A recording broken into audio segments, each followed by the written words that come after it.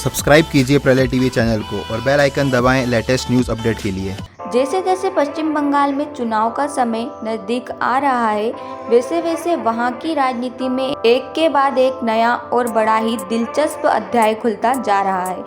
आज हम बात कर रहे हैं एक कथित ऑडियो टेप की, जिसने पश्चिम बंगाल के राजनीतिक दंगल में खलबली मचा दी है। आपको बता दें कि भारतीय जनता पार्टी के आईटी सेल के प्रमुख अमित मालवीय ने एक ऑडियो क्लिप साझा की है और उस क्लिप को लेकर बीजेपी की तरफ से दावा किया गया है कि इस टेप में आवाज़ टीएमसी के चुनावी रणनीतिकार प्रशांत किशोर की है।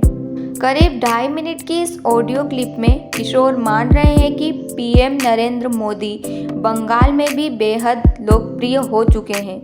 साथ ही उन्होंने कहा है कि बंगाल के लोग भी यही चाहते हैं कि वहां भी बीजेपी की सरकार बने। बीजेपी द्वारा जारी किए गए इस ऑडियो में प्रशांत किशोर कथित रूप से कहते सुने जा सकते हैं कि बंगाल का वोटर पोलराइज हो गया है। वो कहते हैं कि एससी, एसटी और मतुआ समुदाय का वोट बीजेपी को जा रहा है। इसके अलावा सारे हिंदी भाषी बीजेपी की तरफ जा रहे हैं।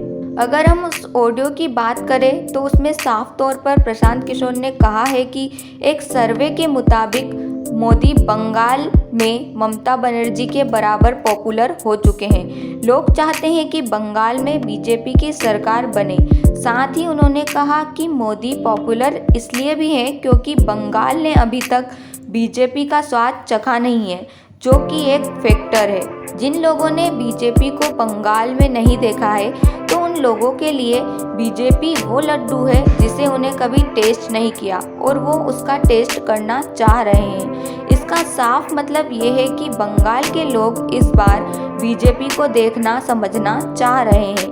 किशोर ने आगे कहा कि मोदी की रैली में बड़ी संख्या में भीड़ आ रही है, जिसका कारण मोदी की बंगाल में बढ़ती पॉपुलैरिटी है।